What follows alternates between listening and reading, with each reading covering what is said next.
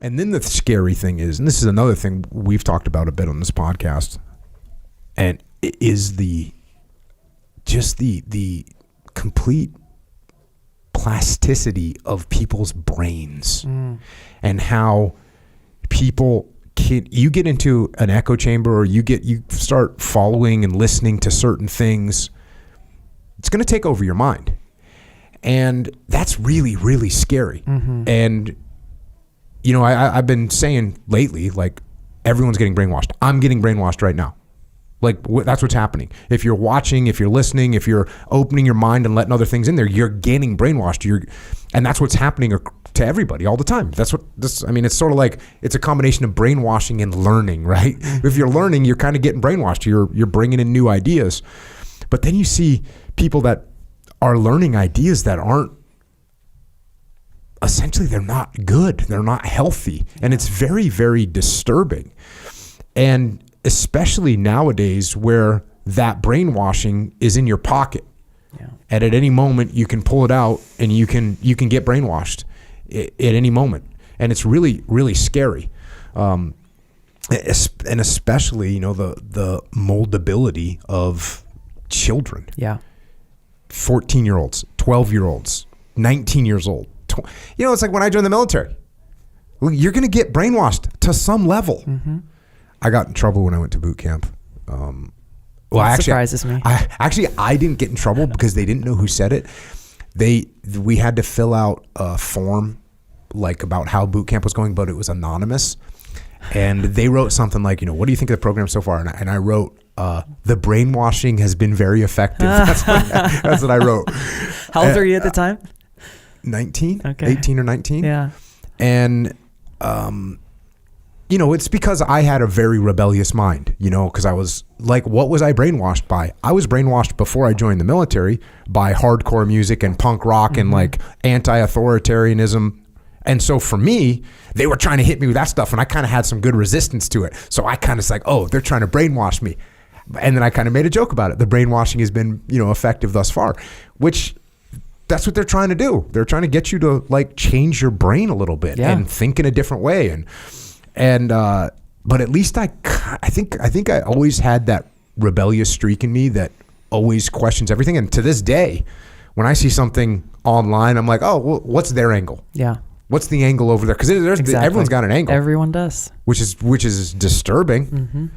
And so this is what's happening now with kids, and you can see it, and it's sad. Yeah. It's so sad to see. I listened to a podcast that you did on your podcast, which is called the Tulsi Gabbard Show, with what is it? Is it called Detransitioning? Yeah, with Chloe Cole. That was horrifying.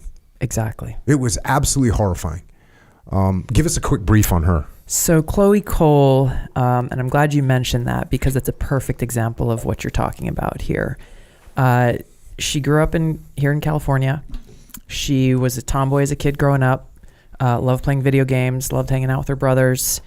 And at 11 years old, she got a smartphone, started an Instagram account.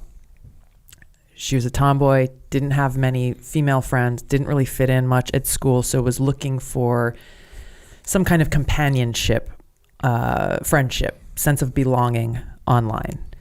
And the algorithms on Instagram specifically, she talks about, immediately started feeding her posts and accounts of young girls and women who are identifying as boys or men, who are trans, or talking about how much happier they were by doing so, and all of this. And then she had people around her who were telling her, well, like, if you're not happy as you are, then you're obviously a boy stuck in a girl's body.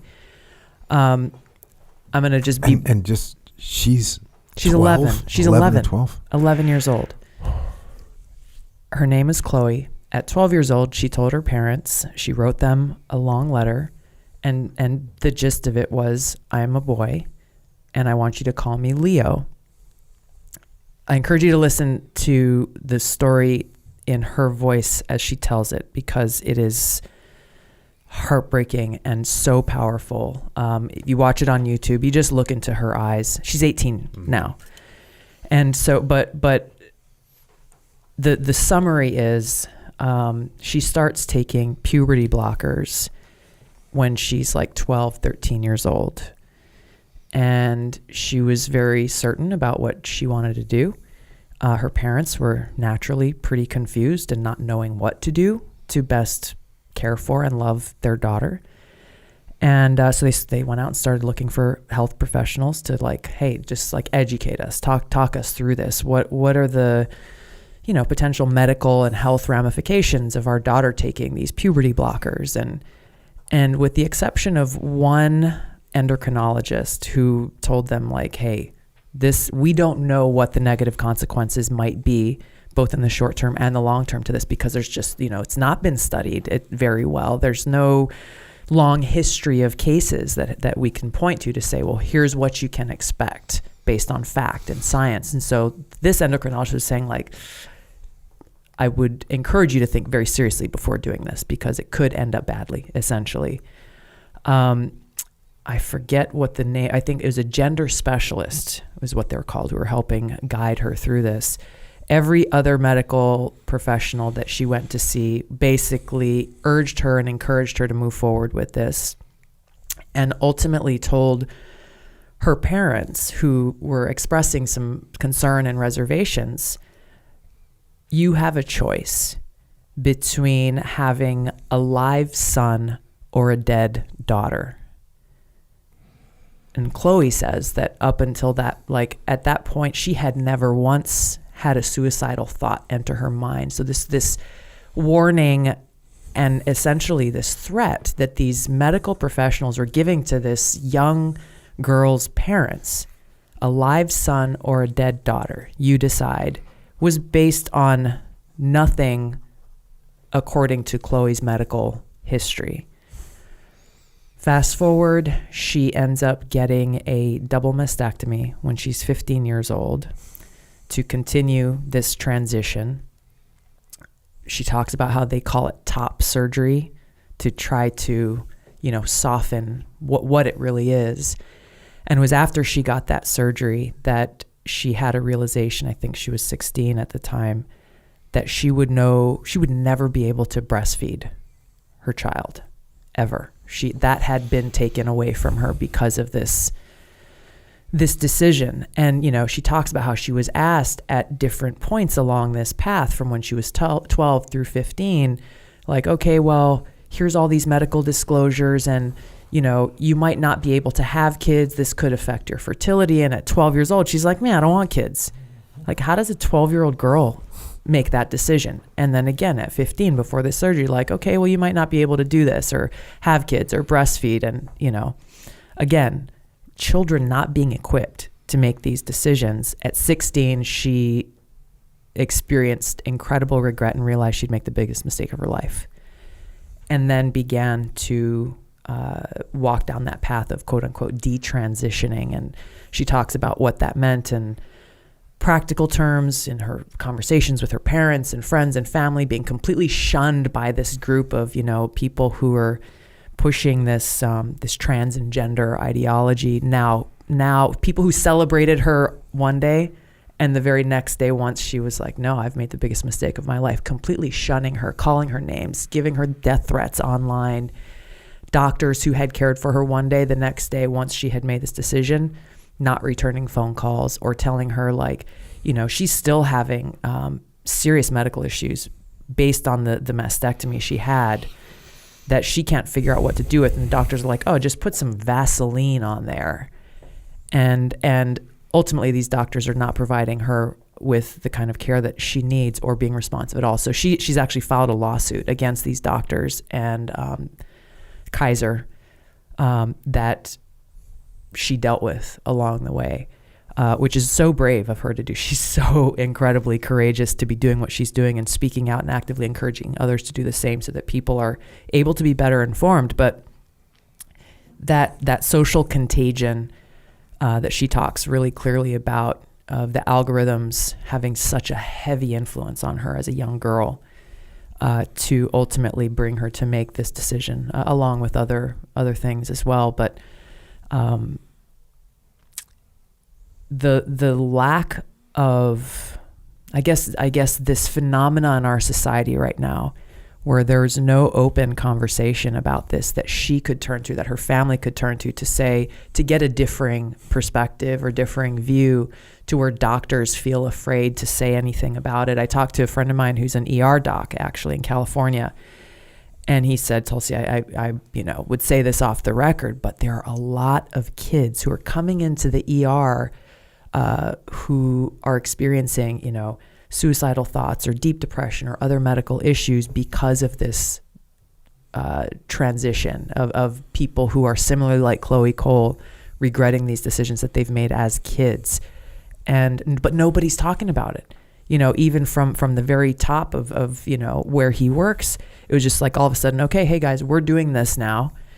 And by the way, it's a very profitable venture, knowing that not only the initial treatments, but you're basically, once somebody comes and tells you they want to do this, you're talking about years of follow-on care and drugs and and so on and so forth.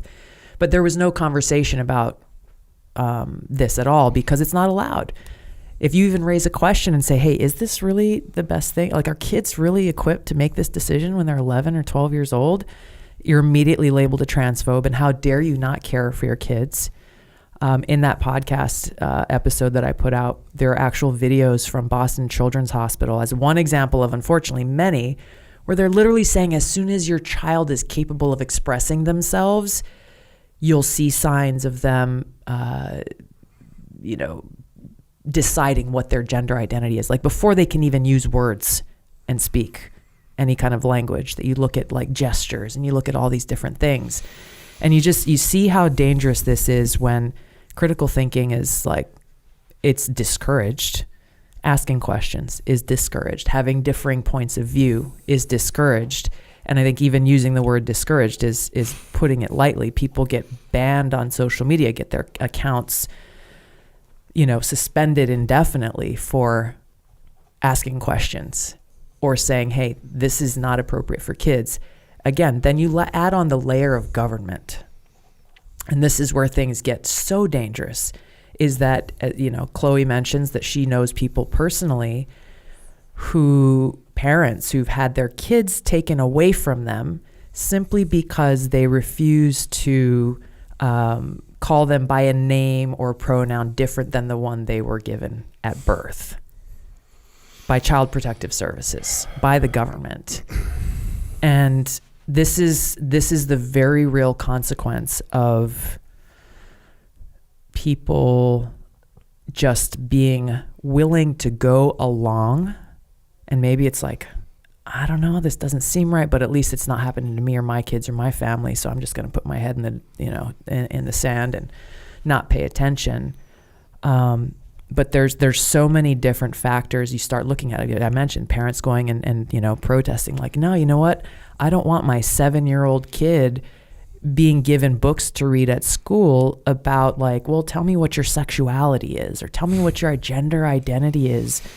I heard parents talk about this stuff, and I thought, gosh, this is really concerning. And then I met with a bunch of parents in Virginia who've been on the group called Parents Defending Education, who've been kind of on the front lines of this fight nationally. And they brought a stack of books and showed me. And there was one in particular that it was a graphic novel for middle schoolers. And I had never seen such sexually graphic images ever in my life. And this is something that's being given to kids to help them, figure out, what their sexuality is. And it's really disturbing that we live in a society today where this open marketplace of ideas is not allowed to occur. And it's not allowed to occur because we have people in power who are using the levers of government, working with people in the media and in big tech to control speech and to influence our society.